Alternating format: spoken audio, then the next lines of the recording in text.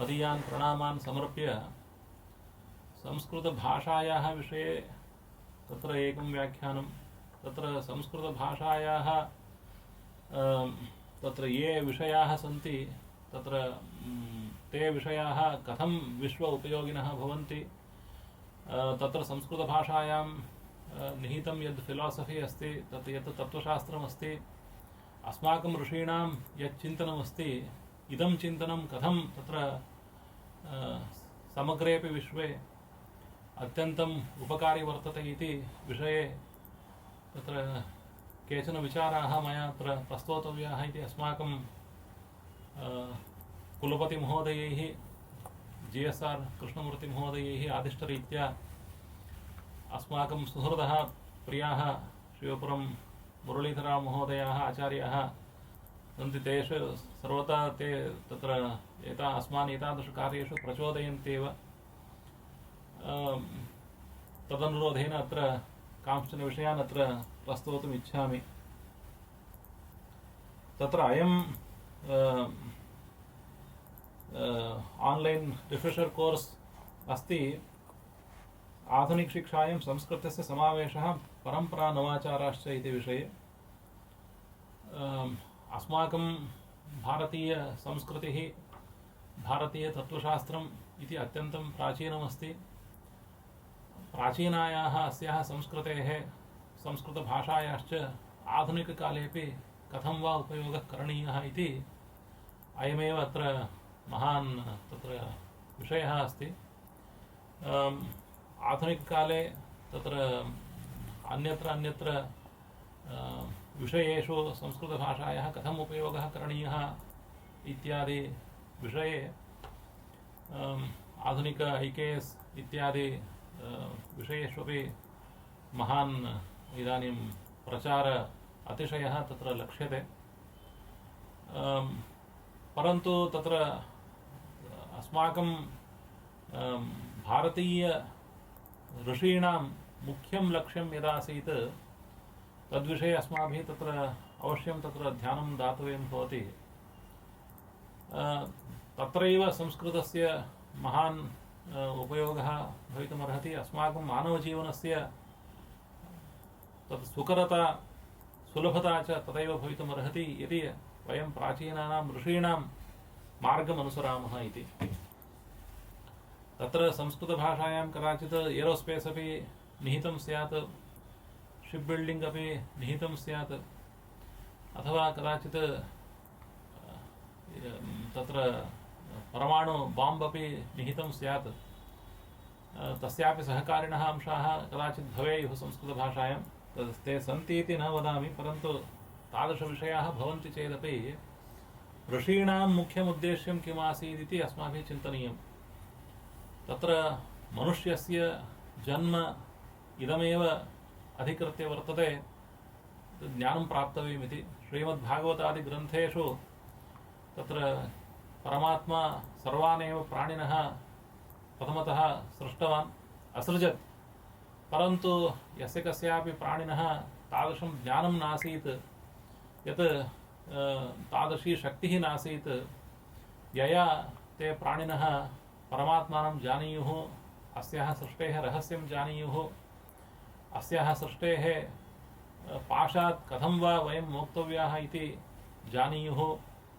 तादृशी शक्तिः तेषां नासीदिति कृत्वा एव अन्ते तत्र स्वकीयया विशिष्टया मेधया शक्त्या च मनुष्यम् असृजत्।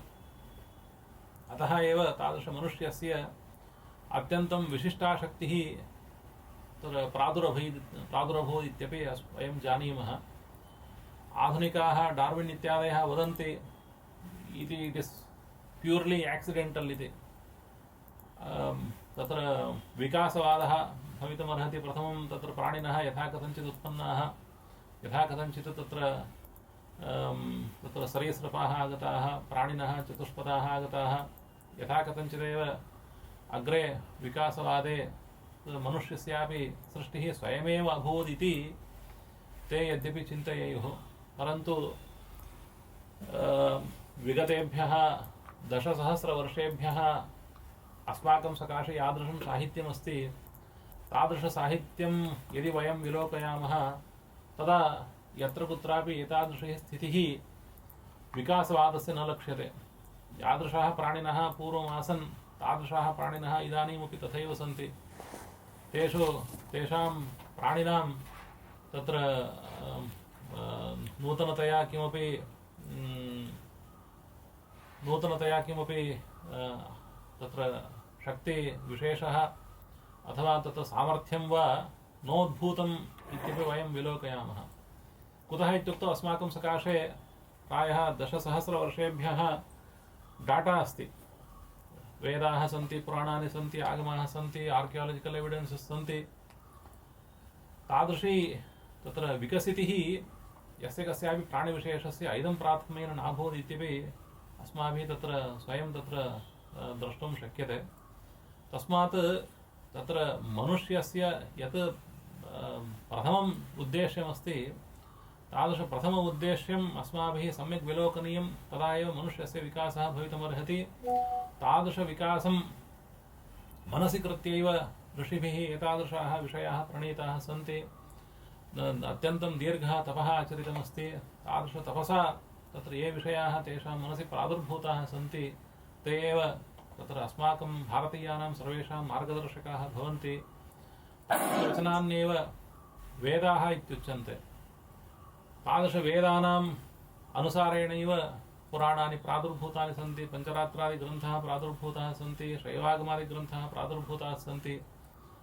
तदनुसारेणैव तत्र षड्दर्शनानाम् आविर्भावः अभूत्। तदनुसारेणैव तत्र व्याकरणादि तत्र भाषासम्बद्धग्रन्थानामपि आविर्भावः, मीमांसादिग्रन्थानामपि तस्मादेव कारणात् आविर्भावः इति। यत्किञ्चित् तत्र अन्यदपि अस्ति संस्कृतवाङ्मये निहितम्, इदं सर्वं तु आनुषङ्गिकमस्ति। कूपखननं वा भवेत्, वृष्टिविज्ञानं वा भवेत्, अन्यद्वा भवेत्, इदं सर्वम् आनुषङ्गिकम् अस्ति। प्रथम उद्देश्यस्य सम्यक् संरक्षणाय, सम्यक् प्रचाराय इमानि तत्र अन्यान्यपि उद्देश्यानि ऋषिभिः स्वीकृतानि सन्ति। तस्मात् तत्र प्रथमम् उद्देश्यं किम् इति अस्माभिः सम्यक् तत्र द्रष्टव्यमस्ति। तदा एव अस्माकं कार्यस्य आरम्भः सुकरः भवितुमर्हति इति तत्र अयं विषयः अस्ति।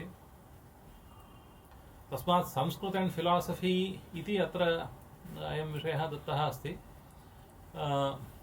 ए ब्रिड्ज टू एन्शियंट विज्डम। संस्कृतभाषा एव तत्र सर्वस्यापि विश्वस्य ज्ञानदायिनी भाषा भवितुमर्हति, अन्यत्र तथा नैव भवितुमर्हति इति तत्र अस्माकं तत्र इदं तत्र वक्तव्यम् एतदस्ति। तस्मात् तत्र संस्कृतभाषायां तत्र केचन अपूर्वाः अंशाः निहिताः सन्ति। संस्कृतभाषायाः तत्र सामर्थ्यं, संस्कृतभाषायाः वैशिष्ट्यमपि तादृशमस्ति यत् अन्यत्र नैव कदाचिदपि नैव विलोकयितुं शक्यते। तादृशं वैशिष्ट्यमपि अस्मिन् सन्दर्भे अस्माभिः द्रष्टव्यमस्ति। अतः एव तत्र तादृशसामर्थ्यसत्त्वादेव अस्माकं तत्र संस्कृतभाषायां तादृशविषयाः आविर्भूताः सन्ति, तादृशविषयाः आविष्कृताः सन्ति, ऋषीणां मनसि प्रादुर्भूताः सन्ति। तस्मात् तत्र केचन विषयाः संस्कृतभाषाविषये मया वक्तव्याः इति तत्र अवश्यं चिन्तितमस्ति। केचन विषयाः तत्र स्लैड् नम्बर् 3 मध्ये एतादृशाः सन्ति। संस्कृतभाषा अन्यभाषा अपेक्षया कथं विशिष्टा भवति इति तत्र अस्माभिः इदं चिन्तनीयं। अन्याः भाषाः अस्माकं समक्षमेव उद्भूताः सन्ति, अस्माकं समक्षमेव विनष्टाः अपि भवन्ति। तथा यथा इदानीम् इंग्लिश् भाषां वयं पश्यामः, अस्याः आङ्ग्लभाषायाः इदमिदानीमेव उत्पत्तिः जाता अस्ति। इदमिदानीम् इत्युक्तौ नाट् इन् 2025, परन्तु प्रायः सहस्रवर्षेषु अथवा ततोपि अधिकतरं तत्र प्रायः 102 वत्सरेषु आङ्ग्लभाषायाः प्रभावः ततः प्राक् आङ्ग्लभाषा इति भाषा एव नासीत्। फ्रेञ्च् भाषा इति भाषा एव नासीत्। ततः परं केवलं तत्र लाटिन् एण्ड् ग्रीक् इति भाषाद्वयमेव तत्र विदेशेषु प्रायः यूरोप् खण्डे आसीत्। अन्याः अपि भाषाः अवश्यमेव तत्र आसन्, परन्तु प्रामुख्येन ग्रीक् लाटिन् इति भाषयोः प्राचुर्यम् आसीत्, प्रसारः आसीत्। अतः एव आधुनिक यूरोपीय भाषाणां सर्वेषामेव मूलं लाटिन् भाषा एव दृश्यते। प्रायः यानि पदानि तत्र स्वीकृतानि सन्ति तानि पदान्यपि लाटिन् भाषातः एव आगतानि इत्यपि विदुषां तत्र निष्ठप्रचं ज्ञातमेव अस्ति। तस्मात् इदमिदानीमेव इयं भाषा उत्पन्ना। कदाचित् कदा नश्यति इति वयं न जानीमः, परन्तु अस्तु, तत्र भाषायाः नाशः भवति वा न वा इति सः अन्यः विषयः। परन्तु काश्चन भाषाः अनादिनित्याः भवन्ति, काश्चन भाषाः इदमिदानीम् उत्पद्यमानाः भवन्ति इति तद् दर्शयितुम् आङ्ग्लभाषायाः उदाहरणम् अस्माभिः तत्र प्रदत्तमस्ति। परन्तु संस्कृतभाषायाः तथा तत्र इदमिदानीम् उत्पद्यमानत्वं वा अथवा अस्माकं दृष्टिपथे यथा आगच्छति तथा उत्पत्तिः नैव संलक्ष्यते। अयमेव तत्र विशेषः देववाण्याः। तत्र भाषा तावत्, संस्कृतभाषा तावत् कथमुत्पन्ना इति तत्र अयम् एकः महान् तत्र विषयः भवति। यदि आङ्ग्लभाषायाः उत्पत्तिः भवेत् तर्हि संस्कृतभाषायाः अपि उत्पत्तिः अवश्यमेव भवेत् खलु। तर्हि कथं तत्र संस्कृतभाषायाः अनादिनित्यत्वं वक्तुं शक्यते इति एकः प्रश्नः सर्वेषां मनसि प्रादुर्भूतो भवेत्। तस्य प्रश्नस्य उत्तरं तु इदमस्ति, यदि वयं तत्र परमात्मनः विषये विश्वासं कुर्मः, परमात्मा इति एकः अस्ति इति विश्वासं कुर्मः, अथवा तत्र देवाः इति तत्र सन्ति इति यदि वयं विश्वासं कुर्मः, तदा तत्र ते देवाः सर्वशक्ताः आसन् इत्यपि अस्माभिः अवश्यम् अङ्गीकरणीयमेव। ते देवाः तत्र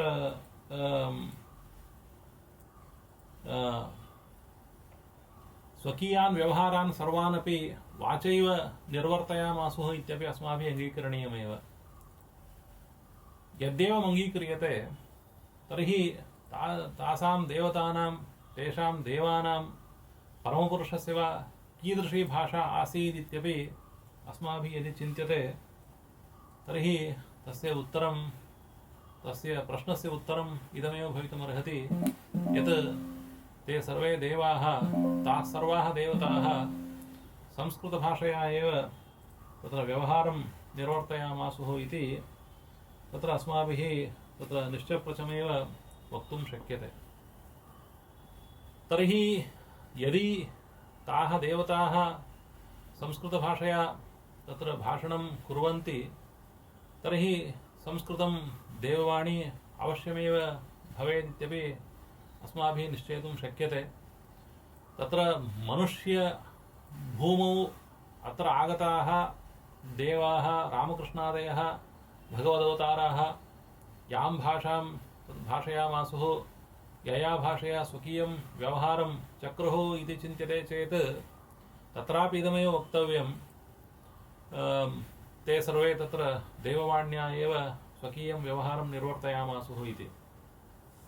कुतः इत्युक्तौ इदानीं रामस्य कालः, कृष्णस्य कालः कः इति तत्र वयं यदा विचारयामः तदा तावत् सः कालः न्यूनातिन्यूनं 5000 वर्षाणि इतः प्राक् भवन्ति। अरौण्ड् 3000 BC तत्र बिफोर् कामन् एरा कृष्णः अत्र आसीत्। ततः प्राक् सहस्रशः वर्षेभ्यः प्राक् रामः अत्र आसीत्।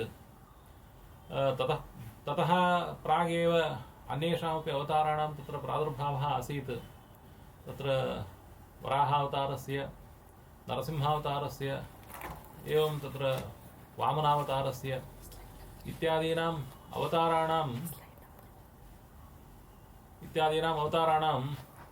तत्र कृष्णावतारात् प्रागेव तत्स्थितिः इत्यपि अस्माभिः तत् सम्यक् अङ्गीकरणीयमेव, तथैव अस्माभिः लक्ष्यते।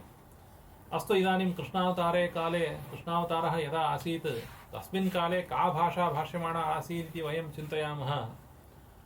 यदा ऋषयः अत्र भूतले आसन्, तत्र स्वकीयं जीवनं तत्र यदा ते निर्वर्तयामासुः, तदा का भाषा तेषां तत्र व्यवहारसाधनमासीत् इति विचार्यमाणे तत्रापि पुनः इदमेव उत्तरम् अस्माभिः वक्तव्यमस्ति, तत्र संस्कृतभाषया ते व्यवहारं निर्वर्तयामासुः इति। तत्र संस्कृतभाषा इति मया यदा उच्यते तस्य अपार्थः भवति। संस्कृतमिति अस्माभिः न वक्तव्यम्। अस्याः भाषायाः देववाणी इति, सुरभारती इति, सुरसरस्वती इति, गीर्वाणी इति वा अस्माभिः या भाषा तत्र प्रतिपदं व्यवह्रियते, तस्याः संस्कृतम् इति नाम केन दत्तम् इति तत्र महती विप्रतिपत्तिः, महान् विवादः। आङ्ग्लभाषायाः अत्र भारतदेशे आगमनानन्तरमेव इदं संस्कृतम्, इदं प्राकृतम् इत्येवं रीत्या तत्र महान् व्यवहारः आसीत्। संस्कृतस्य तत्र अभिमानिनः केचन, संस्कृतस्य तत्र द्रोग्धारः केचन, संस्कृतस्य द्वेष्टारः केचन, संस्कृत इति तस्य अपभ्रंशोऽपि आङ्ग्लजनैः कृतः अस्ति। इदं सर्वं तत्र अत्यन्तम् अर्वाचीनमस्ति। तस्मात् संस्कृतभाषा इति तत्र संस्कृतम् इत्युक्तौ पूर्वं किमपि नासीत्, सम्यक् तदा संस्कृतमस्ति इत्येवं रीत्या, अथवा प्रकृतिभूतं यत्किमपि आसीत् तस्य संस्कारः कृतः, अतः संस्कृतम् इत्यपि कदाचित् भ्रान्तेः अवकाशः तत्र महान् भवति। तस्मात् संस्कृतमिति अस्याः नाम यत्र कुत्रापि शास्त्रेषु नोक्तं। पाणिनिरपि केवलं भाषा इत्येव व्यवहारं करोति। भाषा छन्दः इति, वैदिक भाषायाः नाम केवलं छन्दः इति, लौकिकव्यवहाराणां साधनीभूतायाः भाषायाः नाम केवलं भाषा इति। अतः इदानीं पाणिनिकालेपि माकीयं तत्र प्रायः सार्ध-द्विसहस्रवर्षेभ्यः प्रागपि संस्कृतमेव अत्र भारतदेशे सर्वेषां व्यवहारसाधनमासीत् इत्यपि सर्वेषां स्पष्टमेव अस्ति। संस्कृतभाषया या पूर्वं भाषा आसीत् अत्यन्तं तत्र व्याकरणादिसंस्कृता अस्ति, यस्याः नियमाः अत्यन्तं प्रगाढाः सन्ति, अत्यन्तं तत्र निश्चिताः सन्ति, सा भाषा एव तत्र अस्माकं सर्वेषां व्यवहारसाधनमासीत्। तदग्रे किं भवति, जनाः तादृशभाषायाः उपयोगं तत्र कर्तुं, तथैव तेषां भाषायाः नियमानां तत्र सम्यक् परिपालनं कर्तुं तत्र अशक्ताः भवन्ति। अशक्ताः भवन्ति चेत् तेन तत्र महान् क्लेशः एकः उत्पद्यते। तेन किं भवति, भाषासु अपभ्रंशः तत्र अधिकः भवति। तादृश अपभ्रंशमय्यः भाषाः एव अग्रे प्राकृतादिभाषाः इत्यपि तत्र व्यवह्रियन्ते। परन्तु प्राकृतम् इत्यपि नाम, अग्रे प्राकृतप्रकाशः इत्यादि नाम तु तासां भाषाणाम् अस्त्येव, परन्तु प्राकृतमिति प्राचीनकाले तथा व्यवहारः नासीत्। किन्तु तत्र शौरसेनी इति वा, मागधी इति वा, तत्र महाराष्ट्री इति वा, तथा एव तासां भाषाणां व्यवहारः आसीत्। तस्मात् कालक्रमेण एतादृशाः व्यवहाराः सर्वत्र कालकाले व्यवहाराः भिद्यन्ते, परन्तु भाषाः अपि भिद्यन्ते। परन्तु इतः प्राक् 1002 वत्सरेभ्यः, अथवा ततः प्राक् 3000 वत्सरेभ्यः, ततः प्राक् 5000 वत्सरेभ्यः, ततः प्राक् 10,000 वत्सरेभ्यः भारतदेशे तत्र ये जनाः आसन्, ये ऋषयः आसन्, ये तत्र आर्याः आसन्, तेषां व्यवहारस्य साधनीभूता भाषा का इत्युक्तौ सा भाषा, सा संस्कृतभाषा एव, सा एव देववाणी, सा एव गीर्वाणभारती। परन्तु तस्याः तादृश्याः भाषायाः महत्त्वं जनैः सम्यक् नाधिगम्यते। अतः एव केचन जनाः न संस्कृतभाषा पूर्वं नासीत्, पूर्वं प्राकृतमेव आसीत्, प्रकृतिः आसीत्, प्रकृतेः संस्कारेण संस्कृतमासीत् इत्यादि मिथ्या प्रचारमपि आधुनिककाले बहवः कुर्वन्ति। परन्तु इदं सर्वं तत्र तेषां कपोलकल्पनामात्रमेव अस्ति, न तु तत्र वस्तुतः किमपि तथ्यमस्ति।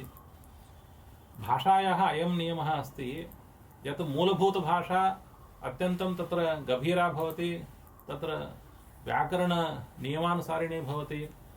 तादृशव्याकरणनियमानां सम्यक् परिपालनमेव तत्र मूलभूतभाषायाः कार्यं। परन्तु अग्रे किं भवति, गच्छता कालेन तस्याः भाषायाः नियमानां परिपालनं सम्यक् न भवति चेदेव शब्दाः अपभ्रष्टाः भवन्ति। परन्तु संस्कृतभाषायाः प्राकृतभाषायाः विषये यदि वयं चिन्तयामः, एतद् विपरीतमस्ति। अत्यन्तं नियम गर्भिता भाषा तावत् संस्कृतभाषा अस्ति। ततः प्राक् किमपि तत्र नासीत्, केवलं प्रकृतिः आसीत्, प्राकृतमासीत् इत्युक्तौ तदा तस्याः भाषायाः केऽपि नियमाः नासन्।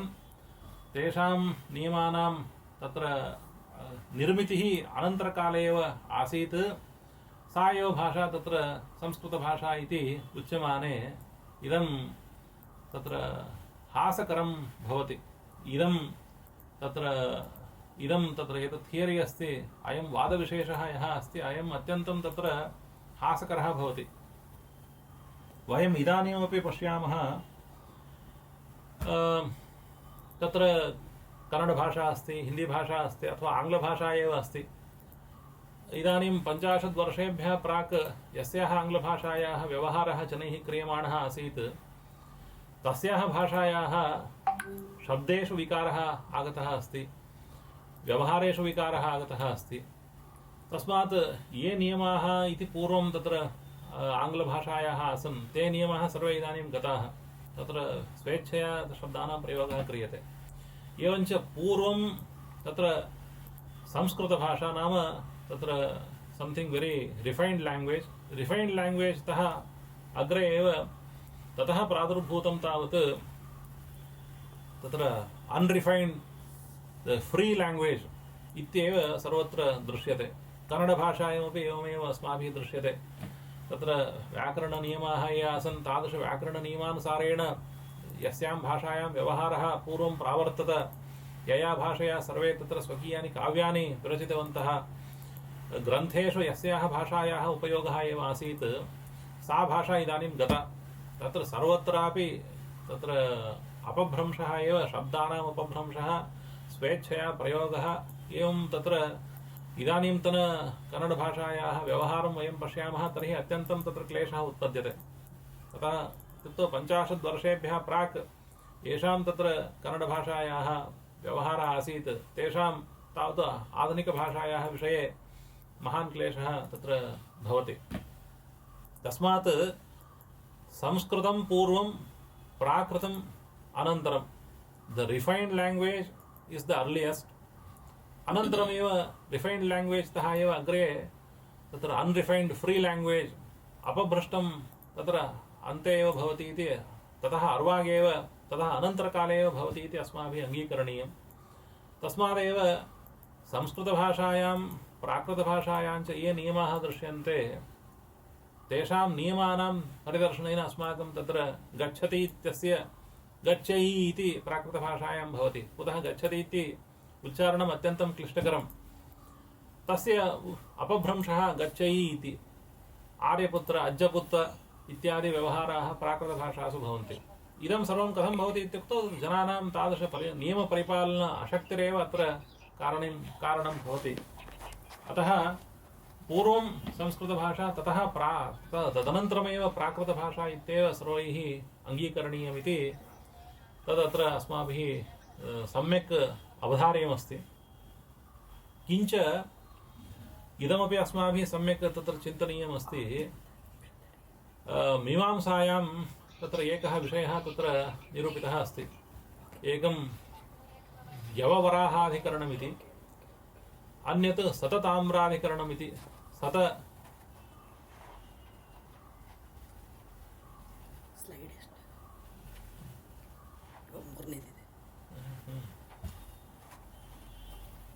तत्र यववराहाधिकरणमिति तत्र विषये तत्र चर्चा क्रियते। तत्र यवशब्दस्य कः अर्थः इति चर्चा। यवः इति शब्दं भारतदेशीयाः आर्याः दीर्घशुकविशिष्टे अर्थे प्रयुञ्जते, परन्तु म्लेच्छास्तावत् यवशब्दं कङ्गौ प्रयुञ्जते। कङ्गुः इति वन् कैण्ड् आफ् मिल्लेट् ग्रैन्। एवञ्च यवशब्दस्य कः अर्थः इति विचारः। तत्र मीमांसा सूत्रकारः जैमिनिः वदति न तत्र शास्त्रेषु यः प्रसिद्धः अर्थः अस्ति, आर्याः ये सन्ति तेषां यः प्रसिद्धः अर्थः अस्ति, सः अर्थः एव अस्माभिः स्वीकरणीयः। आर्याणां विरोधेन म्लेच्छानां प्रयोगानुसारेण अर्थनिर्णयः न करणीयः। कुतः इत्युक्तौ आर्याः शब्दप्रयोगे अधिकृताः भवन्ति इति तत्र मीमांसा सूत्रकारेण म्लेच्छप्रसिद्धिः नादरणीया, किन्तु आर्यप्रसिद्धिरेव आदरणीया इत्युक्तम्। तत्र पार्थसारथिमिश्रः स्वकीयशास्त्रदीपिकायां वदति, आर्यप्रसिद्धिः किमर्थम् आदरणीया, म्लेच्छप्रसिद्धिः किमर्थं नादरणीया इत्युक्तौ आर्या हि शब्दप्रयोगे अत्यधिकं भारं प्रदर्शयन्ति, शब्दानां सम्यक् उच्चारणे अधिकं भारं प्रदर्शयन्ति, शब्दानां स्वरूपसंरक्षणे अधिकं भारं प्रदर्शयन्ति, अधिकं भारं वहन्ति, शब्दानां अर्थपरम्परा निर्वाहेपि ते तत्र अधिकं स्वकीयं तत्र अतिशय आशयविशेषं तत्र सर्वदैव धारयन्ति। अतः आर्याः यं शब्दं यस्मिन् अर्थे प्रयुञ्जते सः एव तस्य शब्दस्य अर्थः इति अस्माभिः स्वीकरणीयं। परन्तु म्लेच्छाः किं कुर्वन्ति, ते स्वेच्छया शब्दान् प्रयुञ्जते। तेषां तत्र शब्दस्वरूप उच्चारणे नियम परिपालनं नास्ति, तद् स्वेच्छया प्रयुञ्जते। तस्मात् शब्दानां स्वरूपमपि सम्यक् न उच्चारयन्ति। अतः एव म्लेच्छाः इति, सम्यक् शब्दान् न उच्चारयन्ति। म्लेच्छ अपभ्राषण, तत्र अपभाषणे इति धातुः। तस्मात् तत्र अपभाषणमेव तेषां स्वभावः इति कृत्वा म्लेच्छाः शब्दान् सम्यक् न उच्चारयन्ति। तत्र उच्चारितान् शब्दान् तत्र अस्मिन् अर्थे इति निश्चयेन न परिपालयन्ति। तादृशपरम्परामपि नाद्रियन्ते। कदाचित् तत्र यवशब्दस्य कङ्गुः इत्यर्थः, कदाचित् अन्यः अर्थः, कदाचित् अन्यः अर्थः इति अर्थेपि तत्र वैपरीत्यं तत्र म्लेच्छपरम्परायां वर्तते। परन्तु आर्यपरम्परायां तावत् कदाचिदपि अर्थव्यत्ययस्य अवकाशः न दत्तः। आर्याः अत्यन्तं प्रयासेन शब्दस्वरूपं संरक्षयन्ति, शब्द प्रवाहं, शब्दसम्प्रदायं, शब्दार्थसम्बन्ध परिपालनं तत्र सम्यक् कुर्वन्ति इति अयं तत्र कुमारिलभट्टः अपि वदति। तत् पुनः प्रश्नः भवति, तत् म्लेच्छाः अपि अत्यन्तं बहूनि कार्याणि कुर्वन्ति, तेषामपि भवनादिनिर्माणकुशलता अत्यन्तम् अधिका अस्ति। तर्हि तत् म्लेच्छानाम् अनुसारेण शब्दानाम् अर्थनिर्णयः किमर्थं न कार्यः इत्युक्तौ, न बिल्डिङ्ग् निर्मान्तु अन्येषां विषये तत्र तेषां कौशलम् अधिकमस्तु, परन्तु शब्दार्थसंरक्षणविषये तेषां तत्र आदरः नास्ति। तस्मात् म्लेच्छगृहीतार्थः न स्वीकरणीयः इति तत्र वदन्ति। तत्र एकम् उदाहरणमपि अस्माभिः तत्र दृश्यते। तत्र हेलयो हेलयः इति म्लेच्छाः हे अरयः इति वक्तव्ये तत्र किं वदन्ति, हेलयः इति इदं महाभाष्ये उदाहृतमस्ति। ते असुराः हेलयो हेलय इति कुर्वन्तः पराबभूवुः। हे अरयः इति वक्तव्ये, हे अलयः इति वदन्ति। तेषां तत्र निर्भरः नास्ति। तस्मात् तत्र एवं तत्र शब्दान् सम्यक् अनुच्चार्य, शब्दानाम् अपभ्रंशरूपेण उच्चार्य ते सर्वे पराभूताः भवन्ति। तस्मात् ब्राह्मणेन न म्लेच्छितवै नापभाषितवै, तत्र शब्दानाम् उच्चारणं करणीयं, तेषाम् अपभाषणमपि न करणीयम् इति तत्र ब्राह्मणवचनं तत्र उदाहरति। तत्र पतञ्जलिः। तस्मात् अस्माकं भारतीयानां तत् दृष्टिः सर्वदापि एका एव अस्ति। इयं भाषा अनादिनित्या भाषा, अस्याः भाषायाः संरक्षणं करणीयम्। अस्याः भाषायाः ये अर्थाः सन्ति, या च अर्थपरम्परा अस्ति, तस्याः अर्थपरम्परायाः सम्यक् संरक्षणं करणीयमिति अस्माकम् आर्याणां तत्र निर्बन्धविशेषः। तदनुसारेणैव तत्र इयं तत्र अस्माकं भारतीयभाषा संरक्षिता अस्ति। अतः एव अस्याः अनादिनित्यत्वमपि अस्माभिः स्वीक्रियते। इदानीम् एकं विषयं पश्यन्तु। तत्र स्लैड् नम्बर् 3 मध्ये वयं स्मः। इदानीं तत्र संस्कृतं द्विविधम् इति उच्यते। तत्र वेदसंस्कृतं, लौकिकसंस्कृतं। प्राचीनकाले किं संस्कृतमासीत् इत्युक्तौ वेदसंस्कृतमासीत्। तत् वेदसंस्कृतं परिवृत्तं लौकिकसंस्कृतं जातमिति। एवञ्च तत्र संस्कृतेपि महान् परिवर्तः तत्र लक्ष्यते। तस्मात् संस्कृतस्यापि नित्यत्वं नास्ति इति केचन आक्षेपं कुर्युः। परन्तु तत्रापि इदमेव उत्तरम् अस्माभिः वक्तव्यमस्ति। वेदभाषायाः काव्यभाषायाश्च कियान् अर्थभेदः अस्माभिः द्रष्टुं शक्यते, कियान् वा तत्र शब्दभेदः अस्माभिः द्रष्टुं शक्यते। पाणिनिना समग्रयामेव अष्टाध्याय्यां तत्र वेदसम्बद्धाः विषयाः, तत्र केवलं वेदमात्रगोचराः, वेदमात्रसम्बद्धाः विषयाः कियन्तः तत्र उक्ताः स्युः इति विचार्यमाणे अधिकाधिकतया 100 वा 200 वा तादृशाः नियमाः एव वेदमात्रसम्बद्धाः भवन्ति। तत्रापि विशिष्य छन्दसि बहुलम् इत्यादिरूपेण कानिचन सूत्राणि निर्मितानि सन्ति, यत्र प्राचीनाः ऋषयः स्वकीय तपस्समाधौ विद्यमानाः, तथैव समाधिनिष्ठाः ते तत्र शब्दान् परमेश्वरप्रचोदितया बुद्ध्या पश्यन्ति। तत्र अत्यन्तं प्राचीना भाषा। कदाचित् तेषां शब्दानाम् अन्यथात्वेपि न सर्वथा अन्यथात्वं, किन्तु प्रकृतिप्रत्ययभेदः एव तत्र महान् संलक्ष्यते, न तु सर्वत्र प्रकृतिभेदः अपि। लोके जनाः इति वदन्ति, वेदे जनासः इति वदन्ति।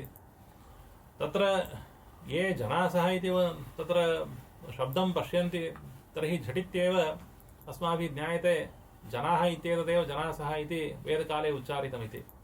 तस्मात् तत्रापि वैदिकसंस्कृतस्य तत्र लौकिककाव्यसंस्कृतस्य च तत्रापि महान् भेदो नावलोक्यते। अतः तद् य एव लौकिकाः त एव वैदिकाः इति मीमांसायां सम्प्रदायः। अन्ये तत्र वेदे शब्दाः पृथगेव सन्ति इति वक्तुं न शक्यते। तादृशशब्दभेदाः इदानीम् आङ्ग्लभाषायां बहुधा दृश्यन्ते। सहस्रवर्षेभ्यः प्राक् या आङ्ग्लभाषा आसीत् तस्यां विद्यमानाः शब्दाः इदानीं नैव सन्ति। इदानीं विद्यमानायाः आङ्ग्लभाषायाः शब्दाः तत्र भिन्नाः, सर्वथा भिन्नाः एव सन्ति। परन्तु संस्कृतभाषायाः शब्दाः तथा नैव भिद्यन्ते। इदानीमपि अस्माभिः संस्कृतभाषया व्यवहारः क्रियते। इदानीमपि अमरकोशः उपयुज्यते। सहस्रद्वयवत्सरात् प्रागपि अमरकोशस्य उपयोगः क्रियते। तर्हि कः भेदः उत्पन्नः अस्ति? तत्र अधिकाधिकं केचन जनाः संस्कृते अपि अपभाषणं कुर्युः, अपशब्दान् तत्र कदाचित् प्रयुञ्जीरन्। परन्तु ते शब्दाः तत्र सम्यक् शब्दाः इति, समीचीनाः शब्दाः इति येन केनचिदपि नाङ्गीकृतमस्ति। अतः एव अस्माकं तत्र सुहृदः जनार्दन हेगडे महोदयः शुद्धिकौमुदी इति पुनः पुनः शब्दानां शोधनं करणीयमिति पृथक् पृथक् पुनः पुनः वारं वारं तत्र उपदिश्य जनान् कृतार्थान् कुर्वन्ति इत्यपि अस्माभिः सम्यक् ज्ञातुं शक्यते। अतः एव प्राचीनानां या भाषा, सा भाषा एव देववाणी, सा भाषा एव अपौरुषेयी देववाणी भवति। कदाचित् पश्चात्काले शब्दानां तत्र कश्चन परिवर्तः, मैक्सिमम् 1% परिवर्तः यत्र जातः अस्ति तदेव लौकिकं संस्कृतमिति अस्माभिः वक्तुं शक्यते। अतः एव इदानीमपि यस्य कस्यचित् वेदवाक्यस्य उच्चारणं भवति चेत् झटिति अस्माभिः तत्सर्वं तत्र ज्ञातुं शक्यते एव। इदं सर्वं तत्र सर्वेषां तत्र दृष्टिगोचरमेव अस्ति इत्यपि वयं तत्र वक्तुं प्रभवामः। एवञ्च अत्र संस्कृतभाषा अत्यन्तं प्राचीना भाषा, परन्तु अस्याः भाषायाः प्राचीनताम् अङ्गीकर्तुं मनः नास्ति वैदेशिकानां। स एव क्लेशः। असूया जृम्भितः वैदेशिकानां मिथ्यावादः। स्लैड् नम्बर् 4 मध्ये तदस्ति। संस्कृतभाषा सा प्राचीनभाषा अस्ति, परन्तु अस्याः प्राचीनताविषये वैदेशिकानां मिथ्यावादः तत्र असूया जृम्भितः अस्ति। परन्तु तद्विषये अस्माभिः तत्र वक्तव्यमस्ति। इदमिदानीं तत्र नेचर् पत्रिकायां तत्र ये केचन वादाः पुनः तत्र प्रस्तुताः सन्ति, तेषां विषयेपि अस्माभिः तत्र वक्तव्यम्। इदानीम् अत्र स्लैड् नम्बर् 5 मध्ये भाषायाः उत्पत्तिविषये तत्र याः काश्चन कल्पनाः जनैः कृताः सन्ति, ताः कल्पनाः तत्र प्रस्तुताः सन्ति। बोबो थियरी, डिंग डोंग थियरी, लाला थियरी, पूपू थियरी इत्यादि, टाटा यो ही हो इत्यादि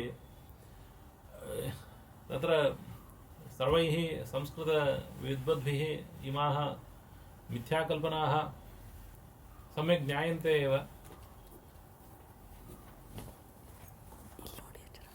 सम्यक् ज्ञायन्ते एव। तथापि संस्कृतभाषायाः उत्पत्तिः कथं जाता, अन्यासां भाषाणाम् उत्पत्तिः प्रकारान्तरेण भवितुमर्हति इति इयं कल्पना एव। अस्याः कल्पनायाः मूलं किमपि नास्ति।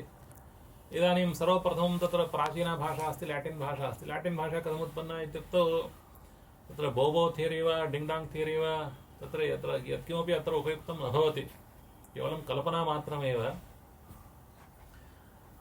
परन्तु अत्रैव सर्वैः लौकिकैः सर्वत्रापि इदम् अङ्गीकृतं, no theory is sufficient to explain the evolution of language. इदमेव अत्यन्तं तत्र मुख्यमस्ति। सामान्य लैटिनादिभाषाणामेव विषये तासां भाषाणाम् उत्पत्तिमेव निरूपयितुम् इमे सिद्धान्ताः, इमाः कल्पनाः अक्षमाः सन्ति। तस्मात् संस्कृतभाषायाः विषये इदं तु तत्र अस्माभिः नैव वक्तुं शक्यते। अतः एव तत्र न्यायभाष्ये वात्स्यायनेन इयं कल्पना दत्ता अस्ति, कथं तत्र भाषायाः उत्पत्तिः जाता इति। इयं कल्पना सिद्धान्तः इति न, परन्तु इदं सर्वम् अङ्गीकरणीयमेव। यस्मिन् कस्मिंश्चित् काले कस्मिंश्चित् काले ये केचन पुरुषाः नासन्, तर्हि के आसन् इत्युक्तौ केवलं तत्र अस्य समग्रस्यापि विश्वस्य कारणीभूता एकः शक्तिः आसीत्, एका एव शक्तिः। सा एका एव शक्तिः परमेश्वरः इति, विष्णुः इति वा, शिवः इति वा, अल्ला इति वा, किमपि केनापि नाम्ना वक्तुं शक्यते, परन्तु एका एव शक्तिः आसीत्। इदानीं सा शक्तिः सर्वान् ससर्ज। सर्वान् ससर्ज इत्युक्तौ not 5 billion people at one time. कांश्चन तत्र पुरुषान् ससर्ज। सः पुरुषः सृष्ट्वा सः शब्दान् उच्चार्य ऋषिभ्यः तत्र ऋषीन् अबोधयत्। अयं पिता, अयं माता इति तांस्तान् पदार्थान् प्रदर्श्य तादृश शब्देन वाच्याः ते ते पदार्थाः भवन्ति इत्यादि रीत्या सः एव तेषां शब्दोपदेशं कृतवान् इति तत्र न्यायशास्त्र ग्रन्थकाराणां तत्र अभिप्रायः। अतः एव ऋषयः तादृशीमेव भाषां तत्र सम्यक् गृहीत्वा तैव भाषया व्यवहारं कृतवन्तः इति। सः विषयः अन्यत्रापि तत्र ससृक्षोः परमाद्विष्णुः प्रथमं द्वौ वनिसृतौ ओङ्कारश्चाथशब्दस्य तस्मात् प्राथमिको क्रमादिति। सर्वत्र वेदेषु ओम् अथ इति उच्यते, सूत्रेषु सर्वत्र अथ इत्युच्यते, किमर्थमित्युक्तौ परमात्मनः मुखात् प्रथमतः ओङ्कारः एव उत्पन्नः आविर्भूतः अस्ति, तस्मात् सर्वत्र ओङ्कारः उच्यते इति। एवञ्च सर्वत्र सृष्टिं कृत्वा सर्वेषाम् अथवा केषाञ्चन जनानां सृष्टिं कृत्वा ततः परं कांश्चन शब्दान् उच्चार्य तेषां शब्दानां शक्तिग्रहमपि कारयित्वा ईश्वरः एव भाषाव्यवहारं कारितवान् इत्येतदेव अङ्गीकरणीयम्। एवञ्च एका संस्कृतभाषा यदा तत्र महर्षिभिः पूर्वं व्यवहृता तस्याः एव संस्कृतभाषायाः अपभ्रंशभूताः इतराः भाषाः इत्यपि अस्माभिः स्वीकरणीयम्। तर्हि आफ्रिकन् भाषायाः तत्र संस्कृतभाषायाः किमर्थं वा कश्चित् साम्यविशेषः नैव लक्ष्यते इति तत्रापि केषाञ्चित् जनानां प्रश्नः तत्र भवितुमर्हति। तत्रापि इदमेव उत्तरं, सर्वत्रापि प्रपञ्चे सर्वेषां मनुष्याणां व्यवहारस्य मूलभूता एका एव भाषा, परन्तु तस्याः भाषायाः तत्र लक्षशः वर्षेभ्यः प्रवर्तमानत्वात् तादृशभाषाणाम् अत्यन्तं भेदः संलक्ष्यते। लक्षशः वर्षाणि व्यतीतानि सन्ति भाषायाः उपयोग आरम्भात् प्रभृति। आधुनिकाः वैज्ञानिकाः वदेयुः न तत्र मनुष्याः एव नासन् इति। इदानीमेव दशसहस्रवर्षेभ्यः एव एते सर्वे भाषाव्यवहारं सम्यक् शिक्षितवन्तः, ततः प्राक् एते सर्वे वन्याः भाषाविहीनाः एव आसन् इति ते वदेयुः। परन्तु तेषां सिद्धान्तस्य तत्र सिद्धान्तता तु तेषां वादस्य सिद्धान्ततां वयं नाङ्गीकुर्मः। तेषां तत्र यथा कथञ्चित् ते वदन्तु नाम, परन्तु अत्र किमपि तत्र निश्चायकप्रमाणानि तत्र कान्यपि न सन्ति। कुतः इत्युक्तौ भारतदेशीयपरम्परायाः विलोकनेनापि सहस्रशः वर्षेभ्यः अत्र जनाः सन्ति, महर्षयः सन्ति, तत्र व्यवहाराः प्रवर्तन्ते, तत्र ऋषीणां तत्र वंशावलिः निर्मिता अस्ति, अस्मदीयानां राज्ञां वंशावलिः निर्मिता अस्ति, सा एव दशसहस्रवर्षपर्यन्तं न्यूनातिन्यूनं गच्छति। अट्लीस्ट् तत्र 165 तत्र राजानः आसन् भारतदेशे, तेषां तत्र पुरुषपरम्परा तथा आसीत् इति 165 जनरेशन्स् आफ् किङ्ग्स् तेषां सूची अस्ति इति ग्रीक् जनाः तत्र स्वकीयग्रन्थेषु उल्लेखं कुर्वन्ति। तर्हि 165 जनाः भवेयुः इत्युक्तौ अत्यन्तं तत्र प्राचीनः अयं तत्र परम्पराविशेषः एव भवेत्। ततः अर्वाक् तु नैव भवितुमर्हति। तस्मात् भारतदेशीयसाहित्यप्रमाणानुसारेण on the evidence of Indian literature, Vedic literature, अस्माभिः इदं स्वीकरणीयं यत् सहस्रशः वर्षेभ्यः अत्र जनाः आसन्। ते जनाः तत्र स्वकीय तपः इत्यादिकम् अत्र कुर्वन्तः आसन्। तेषामेव परम्परायां वयं सर्वे आगताः, तेषामेव अपत्यभूताः, तेषामेव गोत्रजाः वयम् इत्यादिकमपि अस्माभिः अङ्गीकरणीयमस्ति। तस्मात् तत्र संस्कृतभाषायाः प्राचीनता, संस्कृतभाषायामेव देवानां तत्र भाषणं, यदा देवाः अत्र पुनः अवतीर्णाः सन्ति तदापि तेषां ऋषीणां देवानां च संस्कृतभाषया एव व्यवहारः इत्यादिकमपि अस्माभिः तत्र सम्यक् तत्र ज्ञातुं शक्यते। इदं सर्वं तत्र स्लैड् नम्बर् 6 मध्येपि अस्ति। वाचा विरूपनित्यया, नित्यया नित्यया स्तौमि इत्यादि वेदेष्वपि नित्यया अहं तत्र स्तौमि इति ऋषिः वदति। हे विरूप, नित्यया वाचा स्तुहि इत्यपि तत्र उल्लेखः वेदेष्वेव दृश्यते। एवञ्च नित्यावाणी यदि वेदवाणी भवति तर्हि वेदवाण्याः आलम्बनभूता या भाषा अस्ति संस्कृतभाषा, तस्याः भाषायाः अपि नित्यत्वं तत्र अवश्यमेव अस्माभिः तत्र अङ्गीकरणीयम्। तत्र इतोपि किञ्चित् तत्र वक्तुं तत्र इच्छामि। अत्यन्तम् अधिकाः धातवः कस्यां भाषायां सन्ति प्रपञ्चे, सा तु संस्कृतभाषा एव। एतादृशाः 2सहस्राधिकाः धातवः समग्रे भूमण्डले यस्यां कस्याञ्चिदपि भाषायां न सन्ति। अतः एव अस्याः भाषायाः न मनुष्यनिर्मितत्वम् अपि तु देवनिर्मितत्वम् इति अस्माभिः तत्र स्वयम् अवगम्यते। अन्यथा मनुष्याणां कृते आङ्ग्लभाषायां तत्र महीयसा सन्दर्भेण तत्र 400 500 वा धातवः स्युः, तेनैव सर्वेषां व्यवहाराणां निर्वाहः भवति। कदाचित् उपसर्गान्तरयोजनेन तेषामेव शब्दानां धातूनां प्रयोगेण सर्वे व्यवहाराः निरूढाः भवन्ति। कदाचिदपि तत्र 200 धातुपर्यन्तं गमनस्य आवश्यकता एव नास्ति। तर्हि अत्र तादृशाः धातवः अत्र सन्ति इत्युक्तौ एतेषां धातूनां मूलं देवताव्यवहारः एव। अस्मदगम्यानां बहूनां तत्र पदार्थानां विषये देवतानां व्यवहारः एवम् आसीत्। तादृशव्यवहारार्थं तैः देवैः इमे तत्र धातवः निर्मिताः। एवमेव तत्र अत्यन्तम् अधिकाः प्रत्ययाः अपि संस्कृतभाषायामेव तत्र भवन्ति। अतः एव एतादृश धातुप्रत्यय समायोजनेन अनन्ताः शब्दाः संस्कृतभाषायां भवन्ति। इदानीमपि आङ्ग्लभाषायां ये शब्दाः भवितुमर्हन्ति तदपेक्षयापि अत्यन्तम् अधिकाः शब्दाः संस्कृतभाषायां सन्ति इत्यपि सर्वेषां भाषावैज्ञानिकानाम् आशयः भवति। इदं सर्वं तत्र देवकृतत्वं विहाय प्रकारान्तरेण नैव सम्भवति।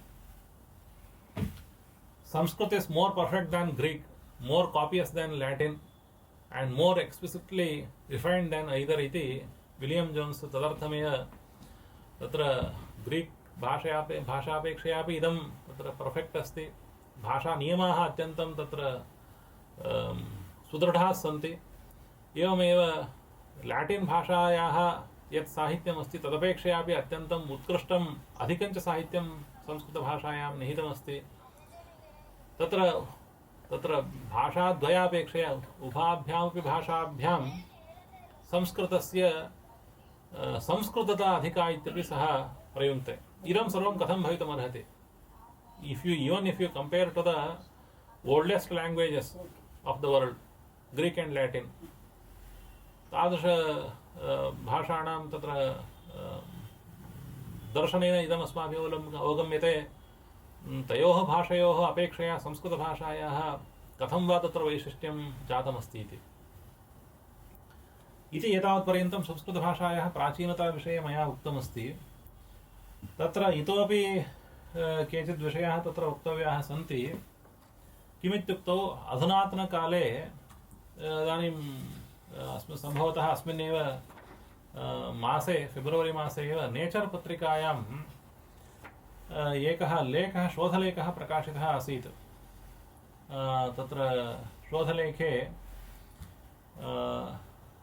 डेविड् रीच्, अयोसेफ् लजार्डीस् इत्यादयः केचन जनाः अस्य शोधलेखस्य लेखकाः सन्ति। तेषां शोधलेखकानाम् अयम् अभिप्रायः अस्ति, इण्डो यूरोपियन् भाषायां तत्र ये व्यवहरन्तः आसन्, तो प्रोटो इण्डो यूरोपियन् इति या भाषा, तस्याः भाषायाः प्रयोक्तारः इतः प्राक् प्रायः 600 वर्षेभ्यः तत्र ओल्गा नदीतीरे तत्र निवसन्तः आसन्। तेषामेव DNA परिगणने तेषामेव वंशवाहिन्यः नाम जीन्स् एव सर्वत्र तत्र मध्यप्राच्यदेशे यूरोप् देशे च ये तदनन्तरकाले कलेवराः दृश्यन्ते, तेषु कलेवरेषु तदीय जीन्स् एव DNA एव अधिकतया दृश्यन्ते। तस्मात् एतेषां जनानां नाम तत्र proto Indo European language speakers, they were the residents of, they were the progenitors of the whole Indo-European language family, and they stayed on the banks of Volga river, lower Volga river in the present day Ukraine, Russia. From there many branches spread out. One branch went to the west, another branch went to the east, and these people, they were called as Aryans and whatever the names that when they came to India, they spoke the Sanskrit language, and when they went to the west, they created the Latin language and all other things. But all these people originated from the lower Volga river area. इत्येतदेव तेषां जिनोमिक्स् आधृत संशोधनलेखस्य सारांशः. इदं लेखनम् आश्रित्य बहुभिः किं लिखितं, Sanskrit not a language of India, Sanskrit originated in Syria इत्यादिरीत्या इदमिदानीमेव बहवः तत्र लेखाः जनानां सन्देहजनकाः लिखिताः सन्ति. तत्र बिजनेस टुडे, इंडिया टुडे इत्यादिषु तत्र पत्रिकासु इत्यादि पत्रिकासु लेखनानि लिखितानि सन्ति. तद् इदम् अस्य सर्वस्य आधारभूतम् अस्ति तत् नेचर् पत्रिकायां प्रकाशितं शोधपत्रमेव. तस्मात् संस्कृतस्य मूलं तावत् भारतदेशः नास्ति, अपि तु तत्र मध्यप्राच्यदेशः इत्येतदेव तेषां वादः आसीत्. परन्तु तत्र अस्माभिः इदम् अवलोकनीयम्, अयं वादः नूतनः नास्ति. पूर्वम् around 150 years ago or 175 years ago Max Muller इत्यादयः बहून् वादान् तत्र प्रकाशयामासुः. मैक्स् मुल्लर् इत्यादयः बहवः, तेषामपि वादस्य इदमेव सारभूतमस्ति यत् आर्यन्स् दे invented India, Aryan invasion theory, and they killed the original inhabitants of India, and they stole away the original inhabitants to the south. So these people became Dravidas here, and they are staying in the south, Tamil Nadu, Karnataka, and all other places. And this place was occupied by the Aryans who were speaking Sanskrita, and they created Vedas, etc. around 1200, 1300, 1500 BC. इत्येतदेव तेषां वादस्यापि सारांशः आसीत्. तस्य वादस्य अस्य वादस्य च किं वैलक्षण्यम् इत्युक्तौ, एते David reach इत्यादयः they are not linguists, they are only the DNA researchers, genomic researchers. ते किं वदन्ति इत्युक्तौ, earlier the Max Muller etc. they thought that these Vedas, the Indo-European language, originated in the steppe area of Ukraine, Russia, Caucasus mountains. Kada ityuktau around 3000 2000 BC iti tesham vadah asit. 2000 BC पर्यन्तं तत्र ते जनाः तत्र प्रादुर्भूताः. केचन जनाः ततः पश्चिमं गतवन्तः, केचन पूर्वदिश्याम् आगत्य अत्र भारतदेशे स्वकीयराज्यस्थापनं अकुर्वन् इति. तदपेक्षया अत्र किं वैशिष्ट्यम् इत्युक्तौ, एते जनाः वदन्ति, डेविड् रीच् इत्यादयः वदन्ति, तत्र जिनोमिक्स् आधारेण 2000 BC मध्ये तादृशानां जनानां तत्र प्रादुर्भावः तत्र नासीत्. अपि तु around 600 years back, around 4000 BC, 5000 BC समये तत्र जनाः तत्र आसन्. तेषां वंशवाहिन्यः जीन्स् इत्यादिकं तत्र सर्वत्र प्रसृतानि दृश्यन्ते. तस्मात् ते एव तत्र इण्डो यूरोपियन् भाषासमूहस्य जनकाः इति तेषां तत्र अभिप्रायः. अत्रापि अस्माभिः इदं विचारणीयमस्ति. इदं very new latest theory of language evolution, and I don't know, it may become a mainstream theory also, because the genomists are saying this thing.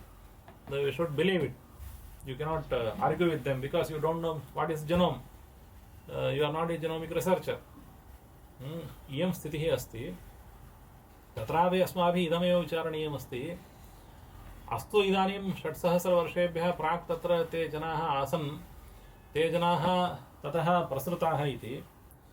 परन्तु तत्र प्रसृताः इत्युक्तौ तत्र ते कस्यां भाषायां तत्र व्यवहारम् अकुर्वन् इति जिनोमिक्स् आधारेण वक्तुं शक्यते वा?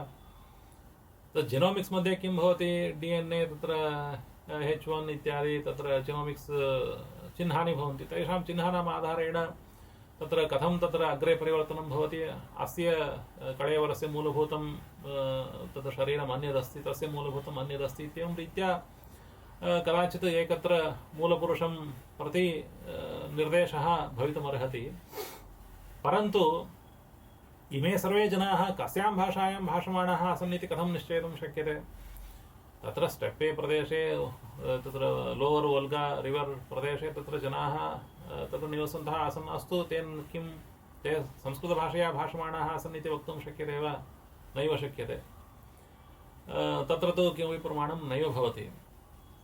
अतः तेषां वादस्य बीजं यदस्ति, बीजस्य तेषां तत्र न्यायशास्त्ररीत्या तैः यः हेतुः प्रयुक्तः तस्य हेतोः साध्यस्य च सम्बन्धः नास्ति।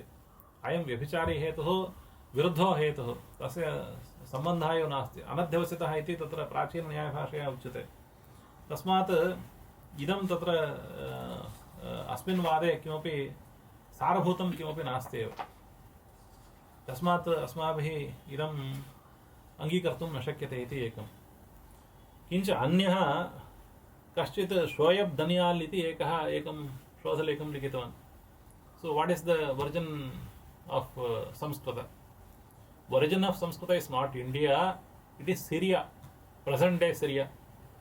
किमर्थम् इत्युक्तौ तेन एकः हेतुः तत्र प्रदर्शितः। अयं हेतुः नूतनः नास्ति, हेतुः प्राचीनः एव, विषयः सर्वैः तत्र ज्ञातः एव।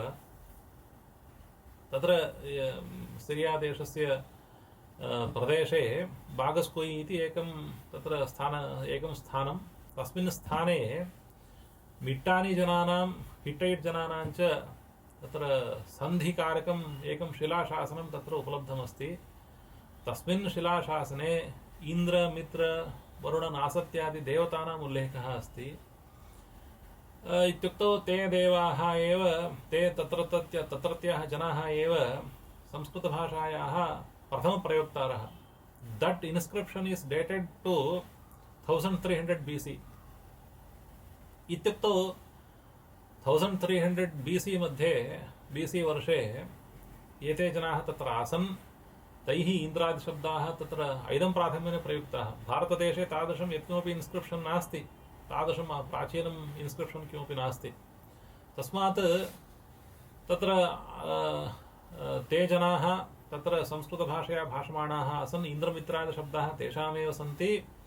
ते एव कालक्रमेण अत्र भारतदेशं प्रति आगत्य संस्कृतभाषायाः प्रचारं प्रसारं कृतवन्तः इति। अन्यत् एकं ते तत्र वदन्ति, तत्र बागस्कोई मध्ये एव हार्स् रैडिङ्ग् मैन्युअल् एकं तत्र उपलब्धं शिलाशासनरूपेण। तत्र अश्वशास्त्रस्य अश्वप्रशिक्षणम्, अश्वारोहणप्रशिक्षणं कथं करणीयम् इति विषये एकं मैन्युअल्, हैण्ड्बुक् तादृशं तत्र किमपि तत्र शासनेषु शिलासु लिखितमस्ति। तत्रापि 1, 13, 7 अश्व इत्यादि शब्दाः तत्र उल्लिखिताः सन्ति। तत्र आवर्तन इति तत्र टर्निङ्ग् आफ् द चारियट्स्, तत्रापि तादृशाः शब्दाः अपि तत्र उल्लिखिताः सन्ति। तस्मादपि तत्र अश्वाः तु तत्र प्राचीनकालादारभ्य तत्र अरेबिया देशे एव अत्यधिकतया उपलब्धाः आसन्। अतः एव अरुव इत्यपि तस्य नाम आसीत् इत्यादिकं सर्वैः ज्ञायते एव। तस्मात् तत्र तादृश देशस्य भाषा एव संस्कृतभाषा। तत्रैव प्रथमतः संस्कृतभाषायाः उल्लेखः दृश्यते। अनन्तरमेव ऋग्वेदस्य कालः कः भवति, 1100 BC। तदनन्तरकाले ते जनाः अत्र भारतदेशं प्रति आगताः, तदा एव तेषां तत्र संस्कृतभाषया व्यवहारः, ऋग्वेदादिरचनम् इत्यादि इत्यादि कल्पयित्वा। So this Shoaib Daniyal, who seems to be from which country I don't know, but he is we know him by his name, and he says that Sanskrit is not the language of India. Sanskrit is the language of Syria. So don't claim your rights on Sanskrit. Sanskrit is not your language. Iti भारतदेशीयानाम् उपरि तेषां तत्र प्रहारः. They want to snatch away the rights of Sanskrit from the Sanskrit people. We are the Sanskrit people who are striving for the Sanskrit for last hundreds of generations here in India. Because, of course, I was not there 3000 years ago, 4000 years ago, but certainly our ancestors were there, and they were reading these Vedas, they were reading these Puranas, they were reading these Darshanas, and they have handed all the Darshanas to all the Vedas and all our literature to us, and we are protecting it, and we will do it without any expectation from the governments. Even if government does not support us, we will be continuing to protect all these things, and we will be reading, and we will handing over this literature to our next generations. अतः एव भारतदेशीय जनाः ऋषयः ये आसन्, ऋषीणां गोत्रजाः ये आसन्, तेषां ऋषीणां ऋषिवंशजानां च महता प्रयासेन ब्राह्मणेन निष्कारणः वेदः षडङ्गः अध्येतव्यः इति तत्र पतञ्जलवचनानुसारेण पतञ्जलिना उदाहृतं वचनं निष्कारणः वेदः अध्येतव्यः ज्ञेयश्च. तत्र किमपि हेतुः जीविकादिकं तत्र no need of any reason to study all these Vedas. It is our primary aim of our life to study Vedas, to study Shastras, to protect them and to hand over it to the next generations. It is our primary duty. That's why we are created. अतः एव अस्य साहित्यस्य अग्रेपि अस्माभिः परिरक्षणं क्रियते. But these people, they want to snatch away the Sanskrit from us. That is the difficulty. तत्र अस्माभिः तत्र इदं सम्यक् अस्माभिः तत्र ज्ञातव्यं, किञ्च तत्र अस्माभिः इदं तत्र सम्यक् तत्र वक्तव्यं च अस्ति. So how Syrian people, they came to use these Sanskrit words? What was the reason? And if they were the original users of the Sanskrit language, then why they did not speak Sanskrit language? Their inscriptions have few Sanskrit words. तेषां तत्र सन्धि विषयक शिलाशासने कानिचन संस्कृत पदानि दृश्यन्ते. एतदेव हेतुः. तेषां शासनं कस्यां भाषायाम् अस्ति? संस्कृत भाषायां नास्ति, तत्र मिटानी भाषायाम् अस्ति, हिटैट् भाषायाम् अस्ति. What is the language of that horse riding manual? That is not the Sanskrit, but that horse riding manual contains only few Sanskrit words. So what we can assume from this fact? ते जनाः संस्कृतं तत्र भाषमाणाः आसन्. तत्र मध्ये मध्ये अस्माकं मोहनाय तत्र मिट्टानी भाषायाः प्रयोगः कृतः इति अस्माभिः चिन्तनीयमस्ति वा? अथवा ते अन्यभाषिकाः एव आसन्, तत्र मिट्टानी भाषायामेव तेषां व्यवहारः आसीत्, ते मिट्टानी भाषिकाः एव, परन्तु तत्र वैदेशिकप्रभावानुसारेण संस्कृतपदानाम् उपयोगः तैः कृतः इति. यथा इदानीमपि अस्मदीयसाहित्ये, आधुनिकसाहित्ये, in all the literature, Kannada, Hindi, whatever, संस्कृतेपि बहूनाम् आङ्ग्लभाषा पदानाम् उपयोगः आधुनिककाले दृश्यते. But it did not happen before 150 years. यदा आङ्ग्लानां शासनमत्र सुरक्षितं नाभूत्, ततः प्राक् अस्मदीयसाहित्ये यत्र कुत्रापि आङ्ग्लभाषाशब्दाः नैव प्रयुक्ताः दृश्यन्ते. परन्तु इदानीं किमपि नावेल् वा स्वीकुर्वन्तु, अथवा तत्र यत्किमपि साहित्यं स्वीकुर्वन्तु, यत्किमपि पुस्तकं तत्र अस्माभिः प्रकाश्यते, तत्र इदानीं वेदव्याख्यानमेव अस्माभिः प्रकाशितमस्ति, तत्रापि केचन शब्दाः अवश्यमेव आङ्ग्लभाषाशब्दाः आगच्छन्ति. किमर्थम् आगच्छन्ति?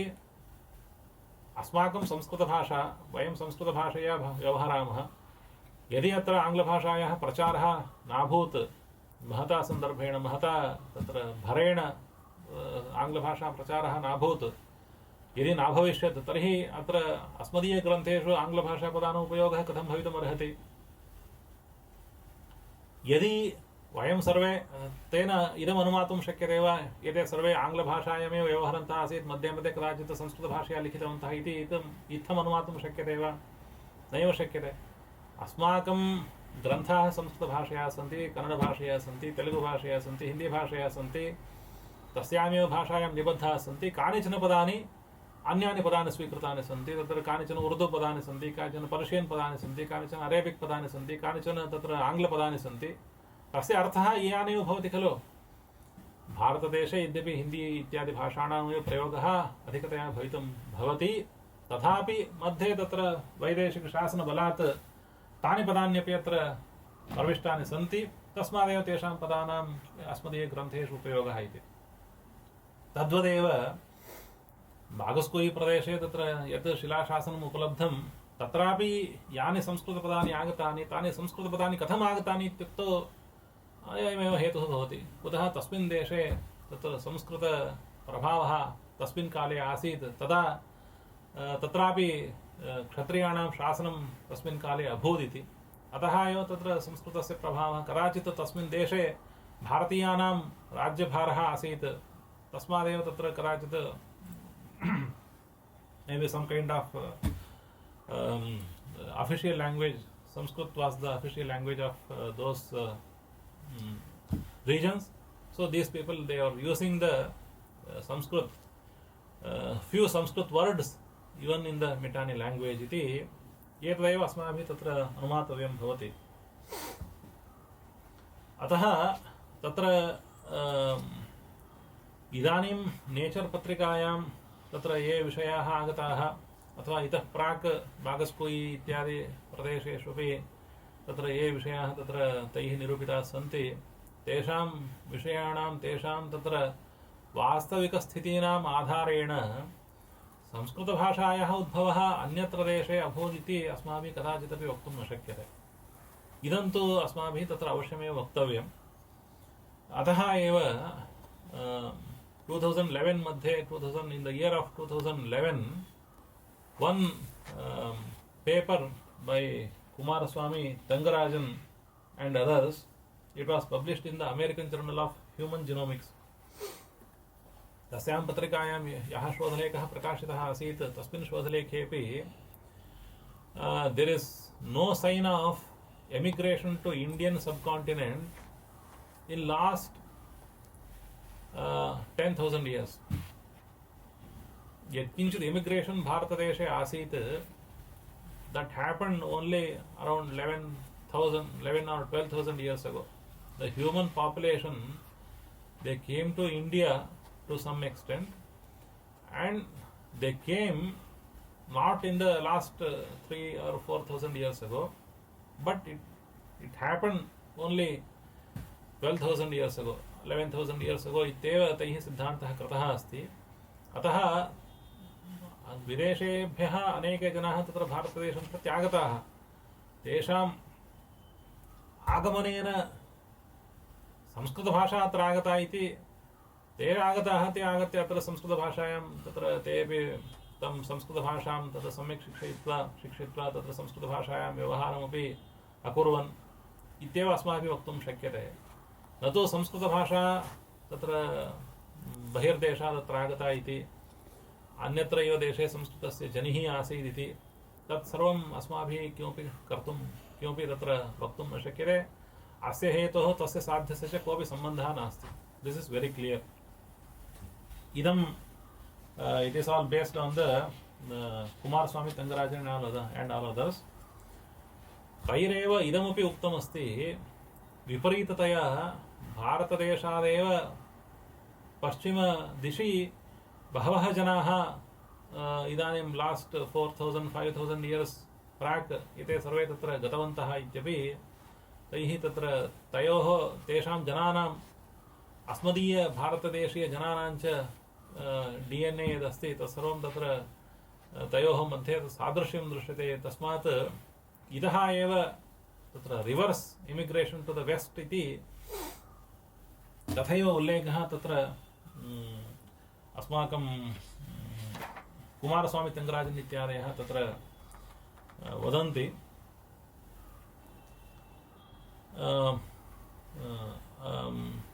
if it is possible, then I will finish this lecture and we have some question and answers, and later on I will continue my second lecture later on. Sir, Muralidhar sir.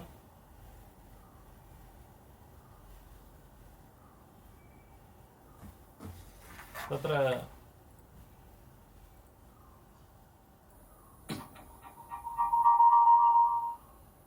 Muralidhar सर, तत्र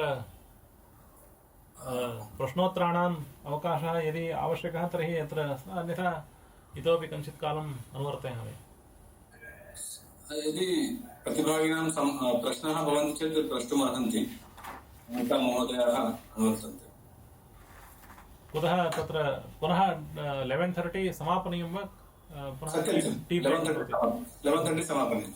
तद् प्रश्नाः भवन्ति चेत् तत्र संवादः कर्तुं शक्यते, अन्यथा तु अहं तत्र अन्यथा सत्रस्य अस्य अत्रैव समापनं कुर्मः महोदय, अग्रिमसत्रे वयम् अनुवर्तनं। यथा अनुकूलं। यदि प्रश्नाः सन्ति चेत् प्रष्टुम् अर्हन्ति। पीपीटी पृच्छन्तः सन्ति सर, तावदेव। पीपीटी प्रेषयामः। आं सर। तत् PPT is prepared at the last minute. Okay. But I will continue my lecture in the afternoon also. Sure. In the PPT. Sure. Okay.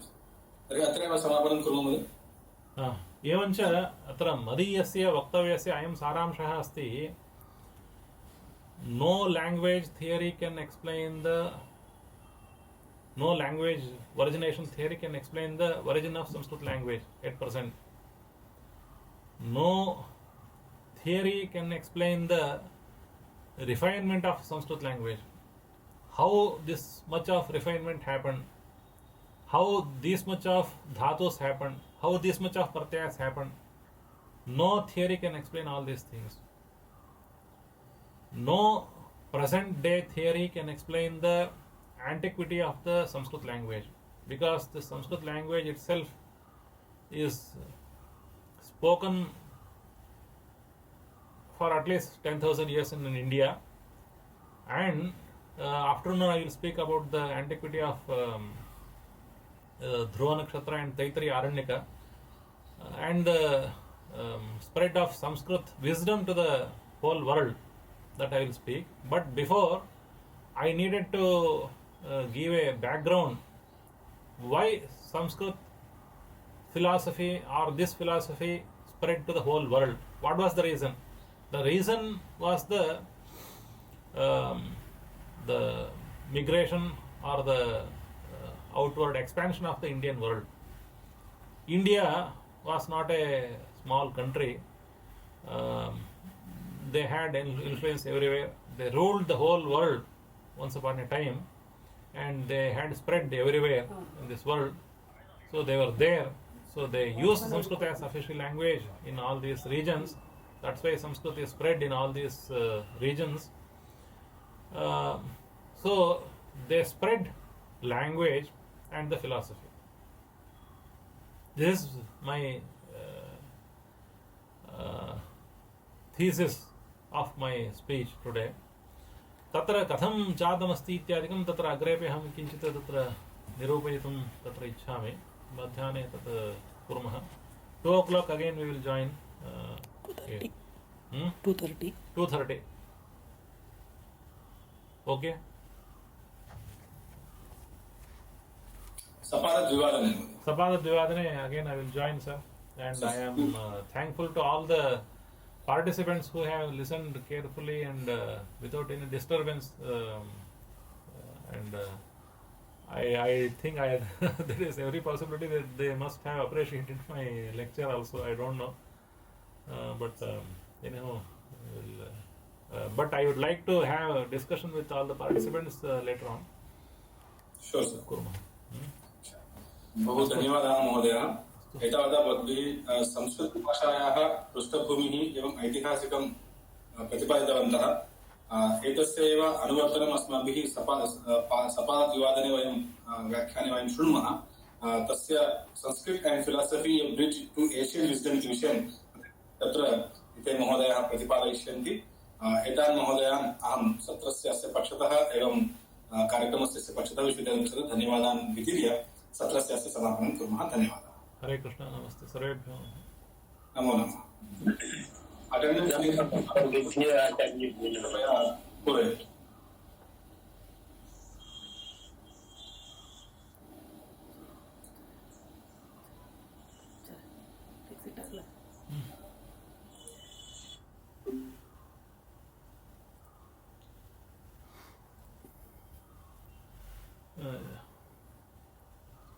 ಇವ್ರು ಯಾರು ಏನಂತಂದ್ರೆ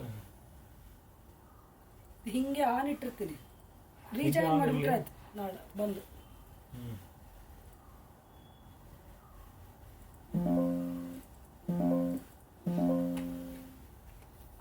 ಸರ್ ಇಲ್ಲಿ ರೆಕಾರ್ಡಿಂಗ್ ಆಫ್ ಮಾಡಿದ ತಕ್ಷಣ ಏನಾಗಲ್ಲ.